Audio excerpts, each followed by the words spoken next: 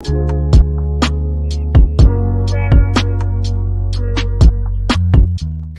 everybody, welcome back to Reason and Theology. Your host Michael on a Friday morning here. Well, we have different people out there who are very concerned that the Synod of Bishops is going to engage in a hostile takeover of the church and introduce all kinds of errors and perhaps even heresies and other problems into the church. And so, what I want to do is comment on that. Is there going to be a hostile takeover of the church? Um, let's maybe read something here. We've recently heard from Cardinal Mueller, who went on EWTN with Raymond Arroyo and was speaking about this hostile takeover on part of the Synod and the synodal process. I have done a video engaging that interview, and my big problem with it was here we needed the cardinal to be a reassuring voice that no such attempt at a hostile takeover will ever be allowed by the Holy Spirit, that the church will still be preserved in its teachings, and it will continue to work through these problems. I mean, we have issues in every age. And instead of being that reassuring voice, he just spoke of this hostile takeover and left it at that and did not reassure us that the Holy Spirit will not allow this. The Holy Father and what he promulgates from the Synod will not have any element of this hostile takeover in it. We did not hear that reassuring voice from the Cardinal, and I think it was a missed opportunity, and that's one of my concerns with it. But here's another article presented by Dr. Larry Chapp, who I recently had on the show and had a great discussion with on the topic of universalism and some of our differences there. Certainly check out that topic, or I'm sorry, that video if you haven't seen it already and you are interested in that topic. So this is an article that was just published um, on Catholic World Report, how Christocentric and spirit-filled are the synodal machinations. By the way, man, what is up with the artwork from the Synod? It is atrocious. The crayon kindergarten theme needs to go. It just, look, nobody finds this appealing, okay? And it builds absolutely zero confidence in the church at this point. What are they thinking? What's going on here? Come on. Again, this infantile, as Father Daniel Dozier aptly put it, artwork needs to go. I think what they're trying to do is they're just trying to be less threatening and more welcoming. This is not less threatening and more welcoming. This is degrading, and people will lose confidence in the church just by seeing this nonsense. Please stop it. We can be less threatening without being infantile. I'm just saying, but whatever. That's my little criticism of the artwork that I think is atrocious. Okay. I want to go to the very end here where he speaks of this hostile takeover. Now, Dr. Chapp believes in the end the church will triumph and will not, allow long-term a hostile takeover, but he does believe that in the non-definitive teachings of the church, it could have some elements that are of the spirit of the age that could be harmful, and but it would eventually come to its terms or come to its senses and reverse the hostile takeover. But here's again him expressing this same thing that Cardinal Mueller was talking about, and it's not just them. I mean, there are. I mean, how many people do you know who are talking about the Synod right now who are concerned about a hostile takeover? Probably the vast majority of people who would comment on the Synod, or are even just familiar with the synodal concept. So let's just read this part and then I want to interact with it. The synodal promoters, of course, deny all of this, but astute observers who understand the buzzwords of theologically progressive rhetoric are rightly raising red flags. This is how I interpret the recent interview given by Cardinal Mueller, the former prefect of the CDF, which is now the DDF, which why did we have to change that? I don't know. Who offered up the shocking observation that what is going on is nothing short of a hostile takeover of the church, seeking to impose a non-Christian ideology of change and development on the church's traditional understanding of those realities. And again, I thought that that was a miss on part of the cardinal. If he wants to talk about people who are going to engage in some kind of hostile takeover of the synod, at the same time reassure us that the Holy Father in his magisterium will not promulgate something that is a hostile takeover. He won't change the faith. The sacred deposit will remain intact. The church will continue to guard and preserve the deposit of faith. We didn't get that from the cardinal. In fact, I just saw just occasions of doubt on his part. I did see him say that this is the duty of the Pope, but I never saw him say, and the Pope will carry out that duty. And that is the error of this age when it comes to the traditional side. The error of the age when it comes to the liberals, we already know what the error is there, right? Theological dissent against the churches, especially sexual teachings, moral teachings. But the error among some traditional Catholics in this day and age seems to be this notion that the church and its non-definitive teachings can allow for all kinds of things that are destructive to souls. And that's what I want to challenge. But again, I think it was a missed opportunity of the cardinal, unfortunately. And here I'm seeing Chapp just kind of also saying there's things that are happening behind the scene that is going to insert a hostile takeover. Let's just go ahead and say that that's true, right? Let's just say that there are people who are part of the synodal process who are attempting to bring about a hostile takeover. I think that that's probably true. Um, I sure think that historically, you always have people who have attempted to engage in a hostile takeover in every age. You can't study church history and not see this. You can't study the ecumenical councils in any kind of detail and not see this. There are always, in every single age, people who will try to take over the church, infiltrate it, whatever term you want to use. This has been happening since day one. However, I fear that we recognize that, but a lot of people are right now doubting the magisterium itself and whether or not it's going to properly safeguard the deposit of faith and rule out or exclude a hostile takeover. That's the problem. And you'll notice we keep going from one crisis to another. Have you noticed that? Uh, Look, just in the pontificate of Pope Francis, how many times have you seen us go from one crisis to another? If people were concerned that Pope Francis is going to change the church teachings on this and that, and then we go from one synod controversy to another synod controversy, and people are afraid that Pope Francis is going to promulgate something that is contrary to the faith here and there.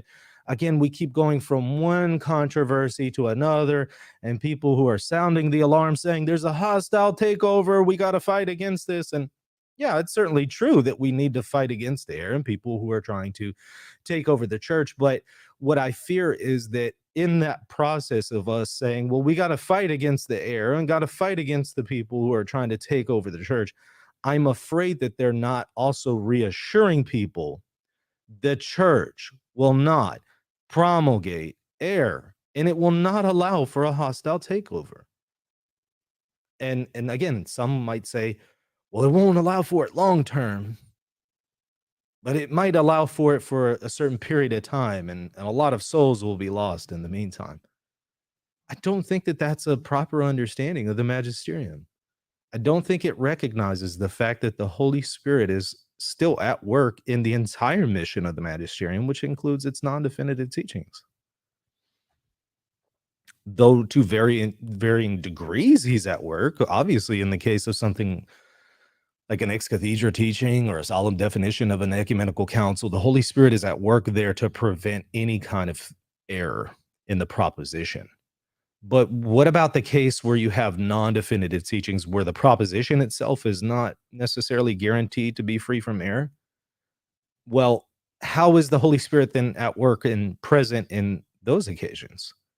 He's present in them in not allowing whatever the magisterium promulgates to be something that's harmful to souls. And I think a lot of us have lost that tradition in the Catholic Church, or maybe aren't aware of it. And so we come across this stuff where we see a potential hostile takeover, and we're really concerned that the church is going to be taken over by error, at least for a period in time. And rather, what we need to be is a reassuring voice at this point, saying, no, don't lose confidence in the magisterium. It's not going to allow that. Yes, we can combat against people who are going to attempt to engage in a hostile takeover, of course. And yes, we should note if somebody or a group of people are part of the synodal process who are trying to do this or trying to bring about a hostile takeover. Yeah, we should note that, absolutely, and we should combat that. But we should at the same time also be a reassuring voice that the church is not going to fail us here. And I'm afraid that we're not really getting that. I want to give just a couple things to consider. I know I've mentioned them before in previous shows, but there's a lot of people, haven't seen those, so maybe consider them here. This is something from Pius XII in Humani Generis. And he's talking about non-definitive teachings. And this is important because at the end of the day, the synodal process, let's just say that there are people who are key players in the synod who are going to try to introduce a takeover and try to introduce things that are incompatible with the church's discipline and faith. Let's just assume that for a moment. At the end of the day, my question is, what is the church going to actually promulgate? Because you're always going to have these people who will try to hijack the process of the magisterium. You'll always have that. We've had that pretty much with every ecumenical council. And even outside of ecumenical councils, you always have these instances where people try to use the magisterium to undermine the church. They try to use its process to undermine the faith. You're always going to have that. There's always going to be confusion from one group or another in the church. It's unfortunate, but that is just historically a fact. The question is, what is the church going to promulgate? That's what is most important. What is the church going to actually teach? We can't necessarily stop people from trying to distort the process of the magisterium or distort the teachings of the magisterium. We're always going to have those. I do think we need to have more church discipline in regards to those people, but we're always going to have people who try to undermine the faith. But again, what is the church going to actually officially promulgate? What will the Pope put out after this synodal process? Is he going to put out something that is harmful to souls? I think that there's some people who would say yes. And that's why we have to fight against this hostile takeover. Well, I want to say, wait, hold on. We do need to fight against hostile takeovers. But I don't grant the fact, or the claim, I should say, that the Pope is going to promulgate something that is harmful to souls because of this alleged hostile takeover. Which, again, for the moment, I think is pretty reasonable to say there are some people who want to take over the synod to introduce things that are foreign to the Catholic faith. I think that we can, take that one for granted. Will the Pope promulgate something along those lines? No, he won't. And that's what we need to be assuring people about. And we're not hearing it from the voices that we need to hear it from, including the cardinal that was just mentioned earlier. The eyes of the world, or at least the Catholic world, are right there on the cardinal. He had the opportunity to reassure us, in spite of people who are trying to take over the synod, the Holy Spirit won't allow it. The Holy Father will promulgate that which is in accord with the deposit of faith, and he, as the shepherd, is going to guard the deposit of faith. But you know what? He didn't say it, and I think it's probably because he doesn't believe that, and that's the problem. A lot of us don't believe that these days. That's the error of the traditional side of our age.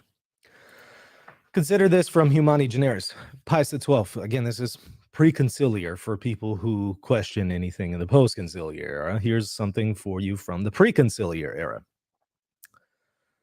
Nor must it be thought that that which is expounded in encyclical letters does not of itself demand consent. And notice we're talking about encyclicals here. So we're talking about non-definitive teachings, because no new ex cathedra teaching has been introduced from an encyclical. Now, you do have some things that are definitive, that are reasserted in an encyclical, but nothing that is, a magisterial intervention that's found in an encyclical is definitive in and of itself by virtue of it being an encyclical.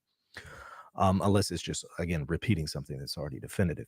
So he's talking about non-definitive teachings here in the context. That's abundantly clear.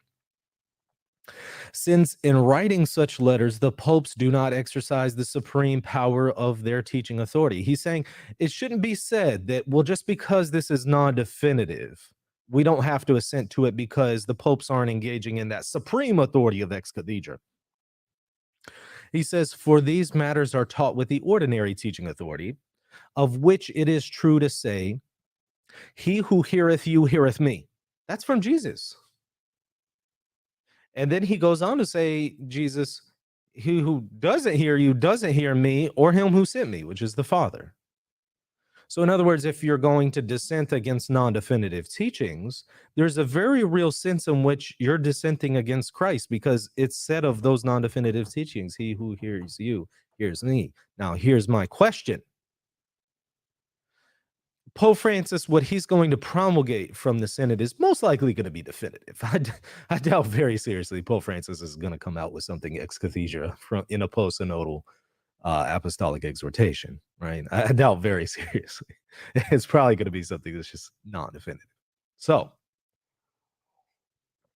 this non-definitive position that he's going to promulgate in the magisterium after the Synod, you could have people in the Synod process who are trying to hijack it, but what he promulgates at the end of the day will be such that we could say of it, he who hears you hears me,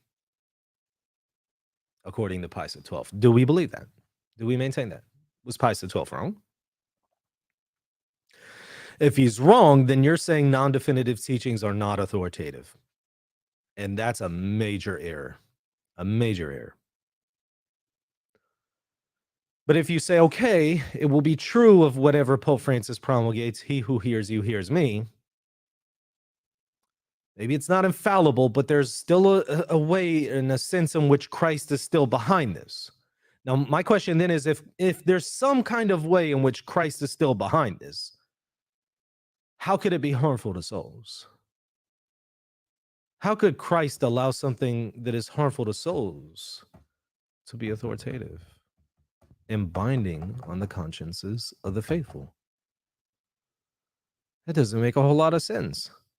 You would have to really rework at this point the magisterium to make that thing work. And there's no reason to do that.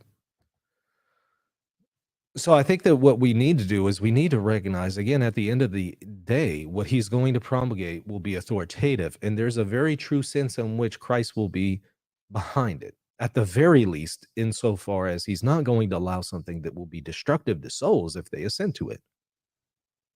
Now, in these discussions of hostile takeovers, all we're hearing about is the process that's going to lead up to what the church is actually going to promulgate.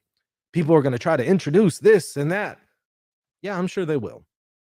But at the end of the day, none of that will be successful. What the church actually promulgates will not include that hostile takeover, and it will have some enjoyment as far as being protected by the Holy Spirit to one degree or another. That's what John Paul II says, by the way.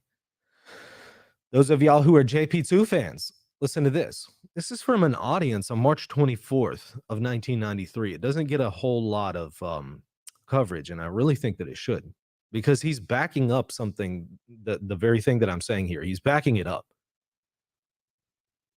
Alongside this infallibility of ex cathedra definitions, he says, so in addition to ex cathedra definitions of the Pope, there is the charism of assistance of the Holy Spirit. He's talking about an assistance of the Holy Spirit, a charism of it, outside of the context of ex cathedra teachings, granted to Peter and his successors so that they do not err in matters of faith and morals, and instead give good illumination to the Christian people. The charism is not limited to exceptional cases, but encompasses the entire exercise of the magisterium to varying degrees. Do we believe that today? A lot of traditional Catholics don't.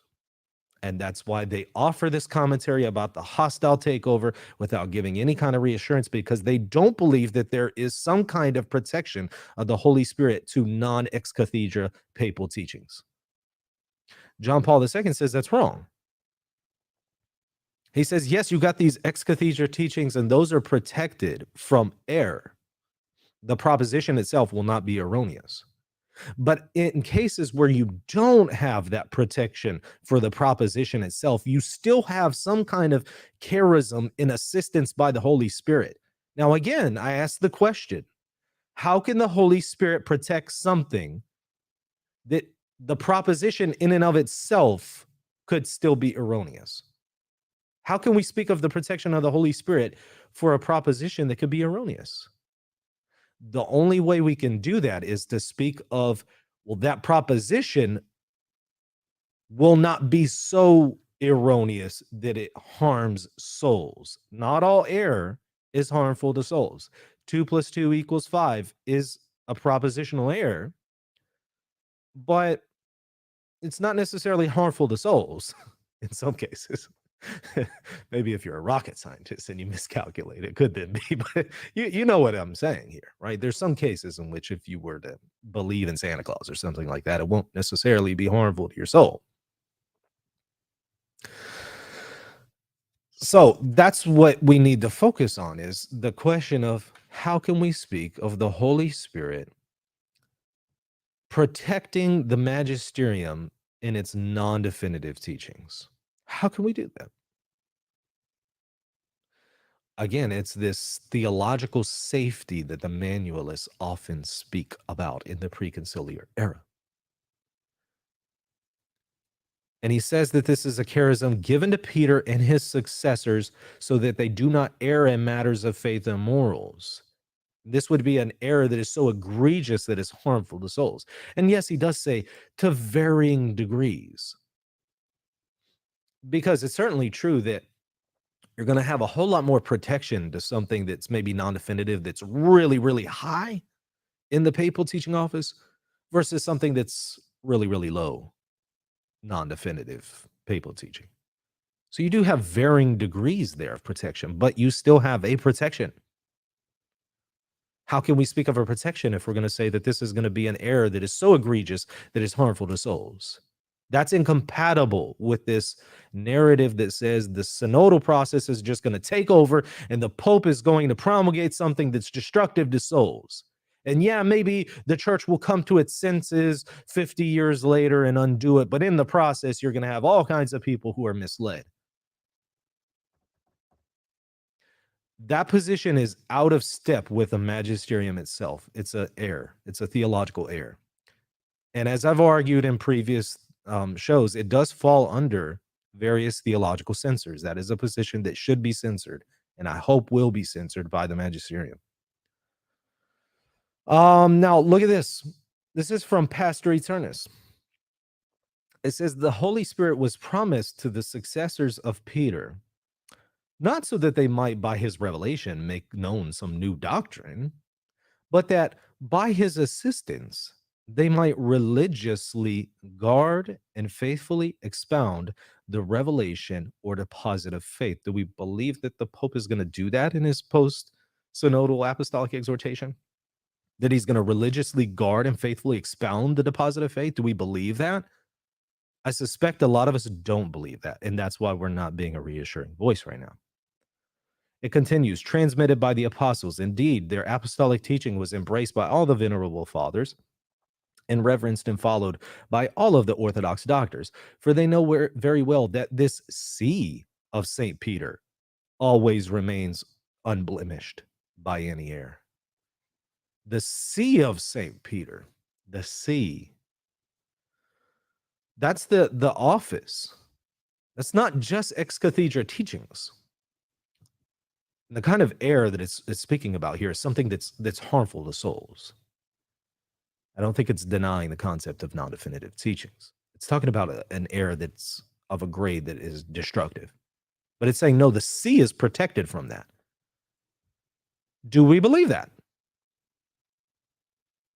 Or are we going to rework this to mean, oh, it only means ex cathedra? Okay, well, how does that then work with he who hears you hears me being said of non-definitive teachings? How does that then work with what John Paul II says? How does that work with Donum Veritatis that speaks of, again, this protection of the Holy Spirit for the integral mission of the church?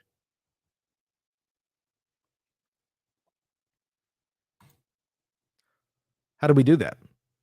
And how do we even make sense of all the manualists who speak of that infallible safety to non-definitive teachings? They even extended that to the congregations of the Pope. They would say that that safety extends even beyond just the Pope's immediate ministry. It then extends to his vicarious teachings through the congregations. That the congregations won't promote something that's doctrinally unsafe. Why were the manualists speaking of this? And a lot of them were speaking about this after Vatican I. So they're well aware of Vatican I, and they're still speaking of this safety. I think just a lot of us don't believe this anymore. But I'm saying that, well, then you start to go up against magisterial teachings themselves, like Humani Generis. And if we're going to go down that route, upon what basis do you, as a traditional Catholic, criticize the dissent of the liberals? Now, you might say, well, they're going against definitive teachings in some cases. But in a lot of cases, they're also going against non-definitive teachings. Are you going to say, well, you know what? You get to, as a liberal now, I guess you get to get a pass on that. Because I guess, also as a traditional Catholic, I'm in dissent against these non-definitive teachings over here by these popes. So you also get to be in dissent against these other non-definitive teachings of the popes. Upon what basis are you really going to criticize them?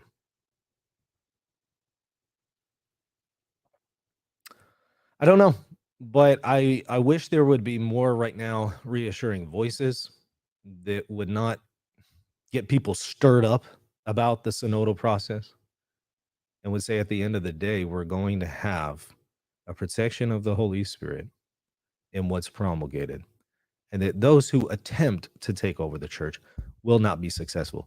Yes, we should speak about that in the meantime, and we should fight against error in the meantime. Absolutely. But we should also be a reassuring voice that there's not going to be a hostile takeover of the church. And I just don't hear it a whole lot right now. And it's because, frankly, I don't believe Catholics really believe that. They believe that there will be a hostile takeover. And that's the problem.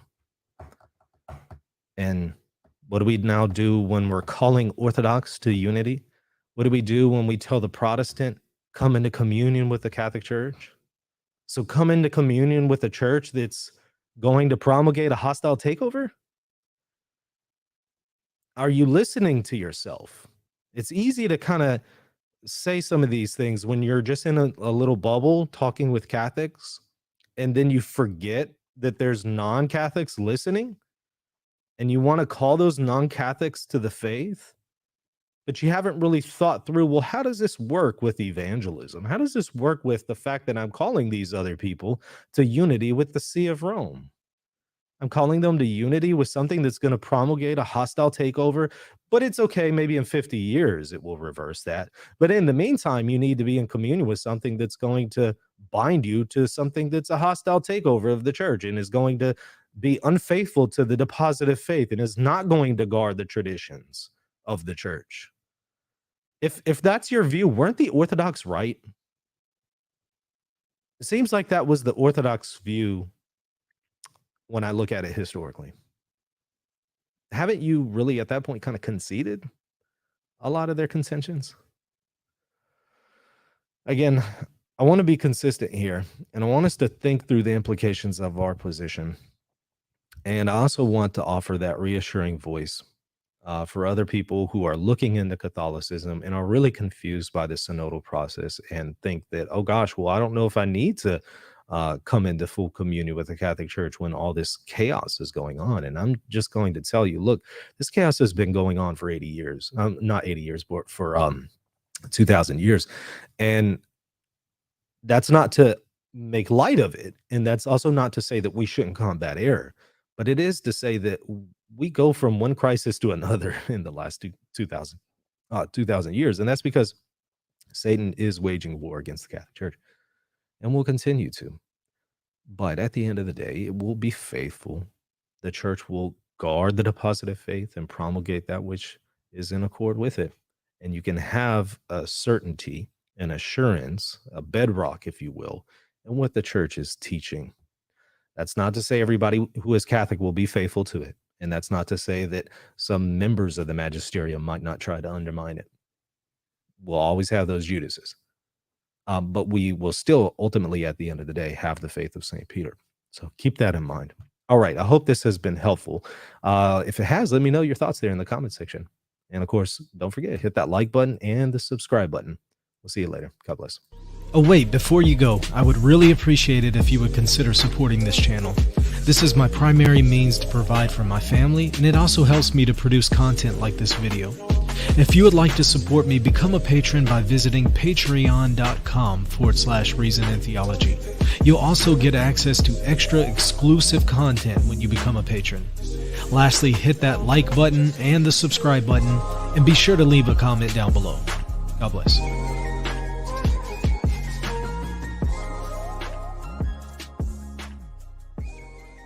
Hey RNT fans, just a quick word about one of our sponsors, Verbum, an excellent Bible and theological software.